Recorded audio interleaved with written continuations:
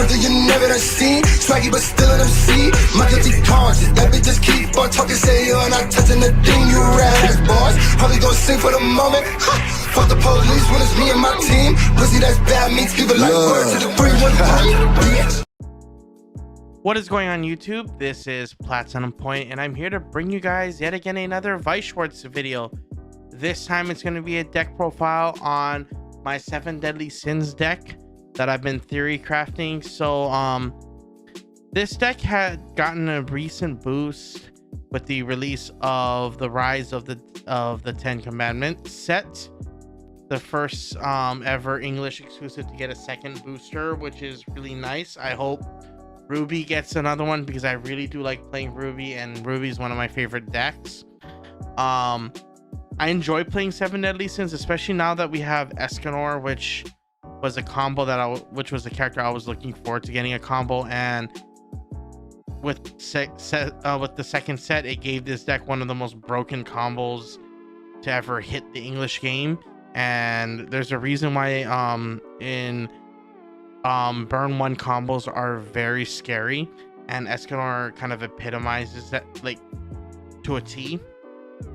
What I like about this deck too is I was testing various one steps because I was afraid of how Sword Art Online 10th Anniversary is going to shape the meta, or rather warp it, because being able to full board 11k 2/1s with access to level with memory kicks at level 1 makes the matchup very scary and very difficult to handle.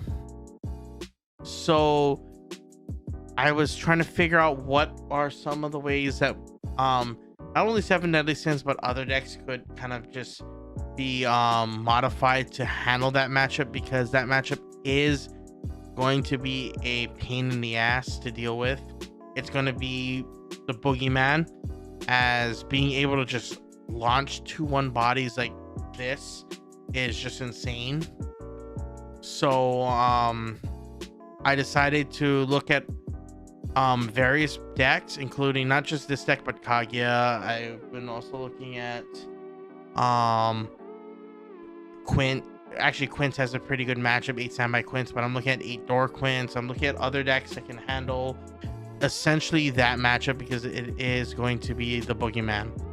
So this is the conclusion that I came to with 7 Deadly Sins for now. I am going to be experimenting with more cards as I test with that matchup more and more. So without further ado, let's get into the combo. So we're running Door Standby. I like the door combo because it allows you to mill for a ton of cards, and we'll go into it when we get to it. Starting with the level 0s. We play 4 copies of the Gil Thunder Magic Words. So this is your 2/5, your 3/5 chaser if it has a marker. So this allows you to essentially deny your opponent a lot of utility in the crackback at the level 0 game. And this is just free compression, because being able to just field multiples and then put some of them in the back while you have one with the marker just to make your opponent's life hell is really fun. Like, there were games where I would put all 3 on the board, like turn on my second turn if I have multiples, just so I can just run in front of my opponent's other level 0s and deny them not only damage but utility. So when I swing back, I just swing in again with all 3 and just push for more damage. So being able to just deny your opponent utility level 0s as a 3/5 body is really nice. So we play 4 copies of that, and I'll put it right here. Okay, sorry. Next, we play 4 copies of Escanor, Master of the Tavern. So this is basically the Aqua Ricky for this deck. So if you remember the Aqua from Hololive, when it goes in, it's an on-death Ricky that puts a card from our waiting room into our clock. And then you can check the top 2 cards and add either one or both of the traded character. For this one, it's Britannia.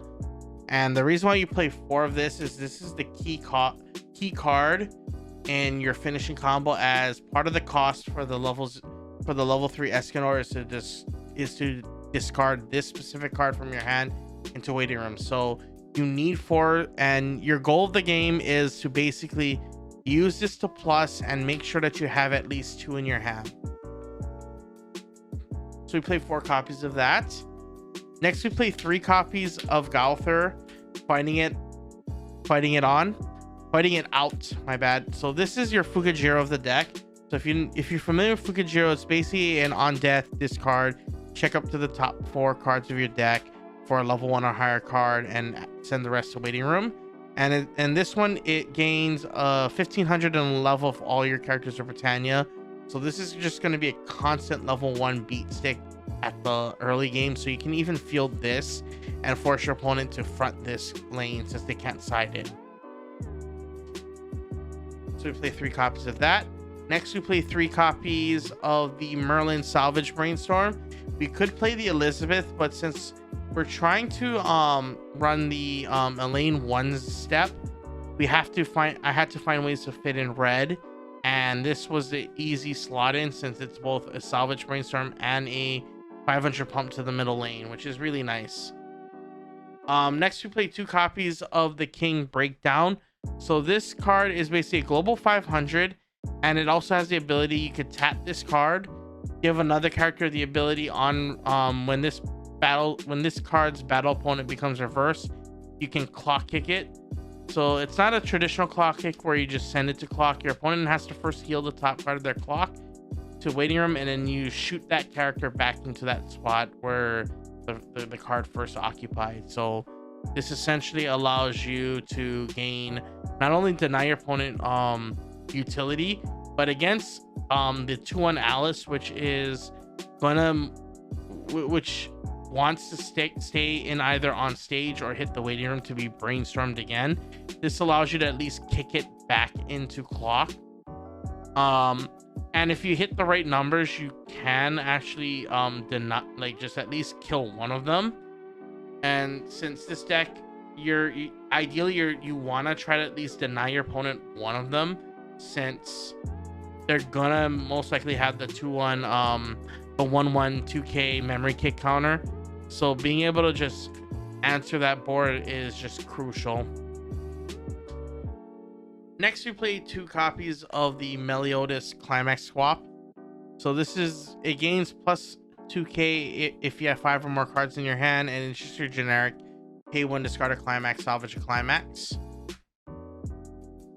Next we play 4 copies of the Elaine 1 step. So this pairs with the door, where she gets the ability, if you have 2 or more other Britannia characters, you can check on attack, check up to the top 4 cards of your deck, choose a Britannia from among them, and send the rest to the waiting room. So this allows you to mill essentially up to 5 cards per swing. So this allows you to speed through your first deck really quickly, and again to refresh, allowing you to compress. Your goal is to basically compress against Alice until you basically can kill them with Escanor.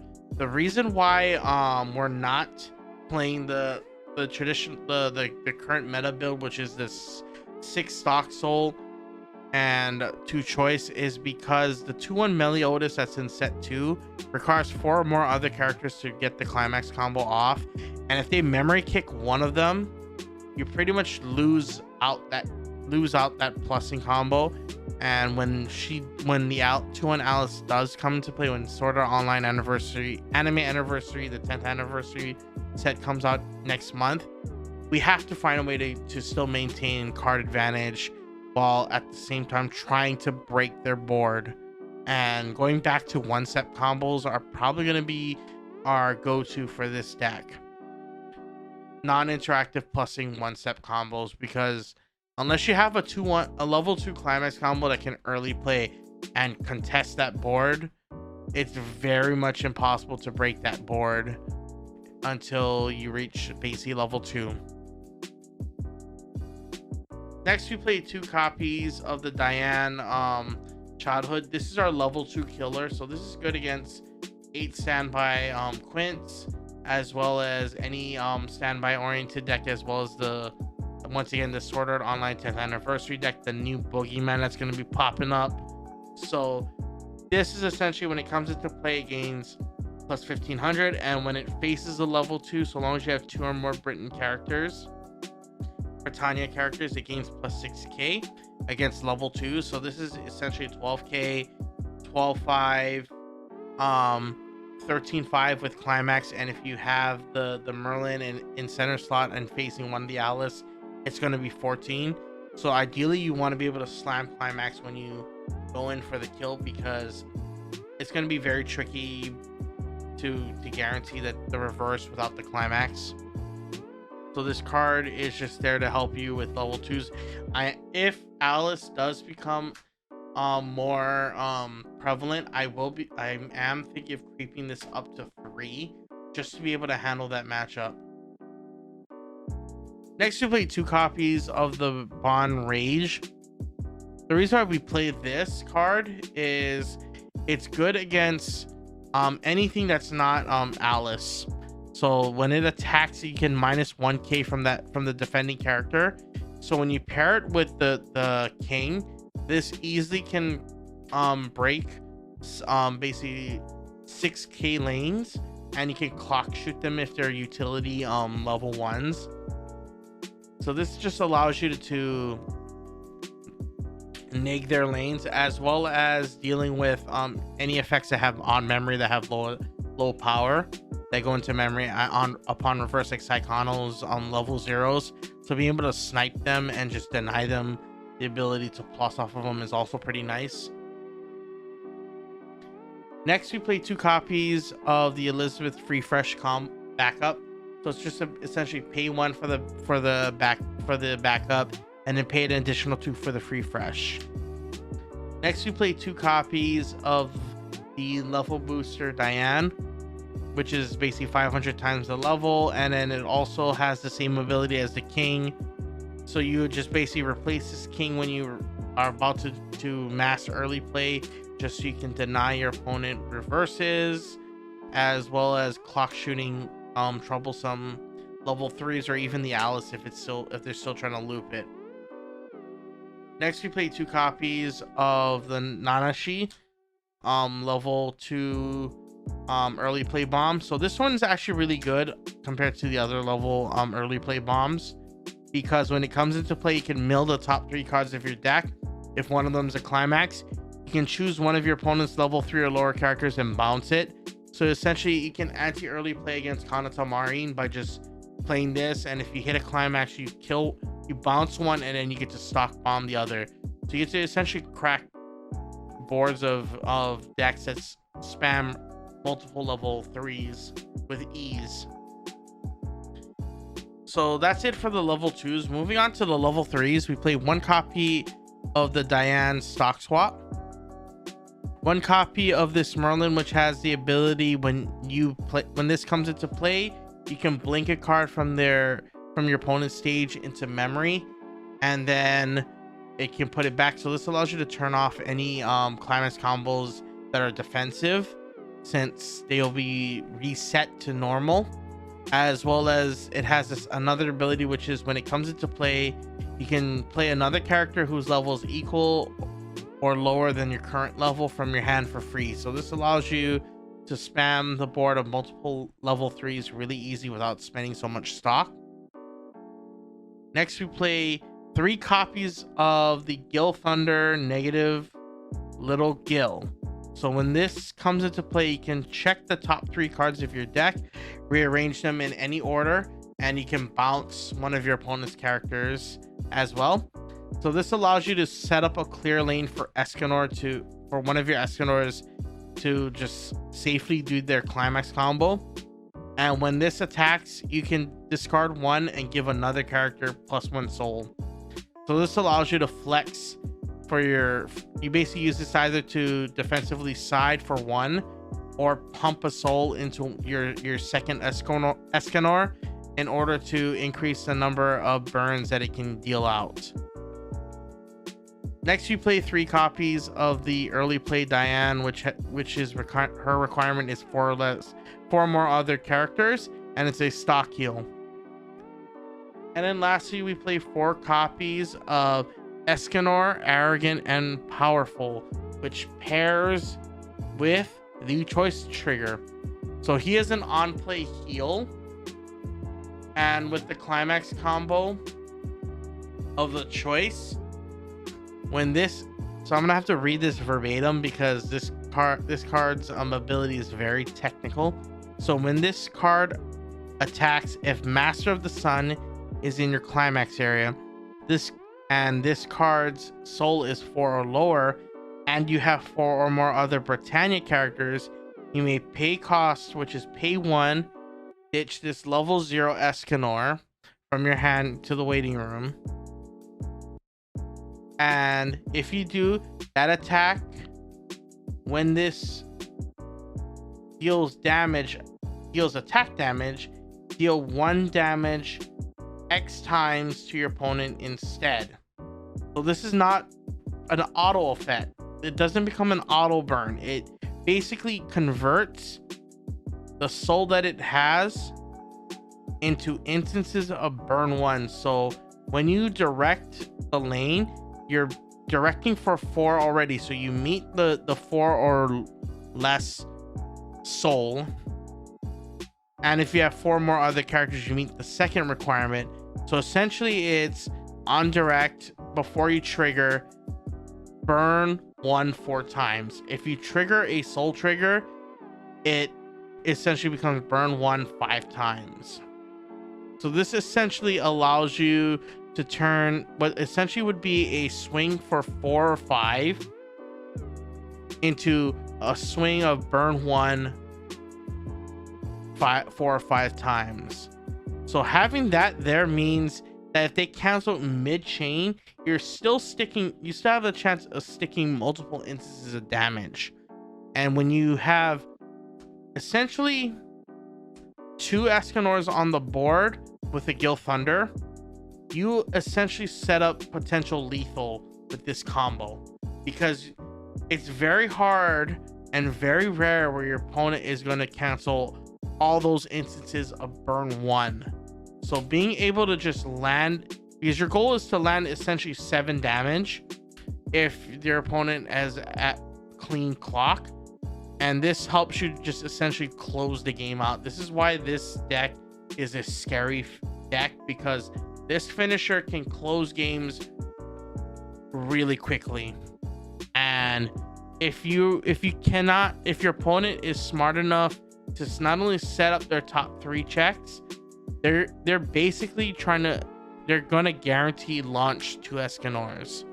So the goal of this deck is to basically ramp up as much resource and rush your opponent as much as you can, so that when you go into your Escanor, you just increase your chances of just closing the game out. Hence why we play 2 stock swaps, so we can guarantee get this climax into our hand. So there's a lot of moving parts that go into this deck, and I really just like it. I am looking into seeing what other builds I might try out, but overall I do like how this deck goes, because the benefit of the door climax rather than just playing 8 choice is that when you trigger the door, you can at least salvage your Escanor pieces much easier than just when you hit the choice. You can either stock or salvage your 3/2 Escanor only. So this deck is actually really just something that I've been kind of theory crafting. I am going to be looking at other builds that kind of cater towards this Escanor style finish, because I do like the potential that this set gives us, and I am looking forward to seeing how this will interact with the Sword Art Online 10th anniversary. So I hope you guys like this deck profile. I will be doing another one. The next one I'll probably be doing is going to be Data Live post second set, since that one is coming out next week. So well, I'm gonna see if I can get the pieces all together and I can show you guys that deck profile. So once again, this is Platinum Point. Don't forget to rate, comment, subscribe, balls crack that like button, and I hope to see you guys soon.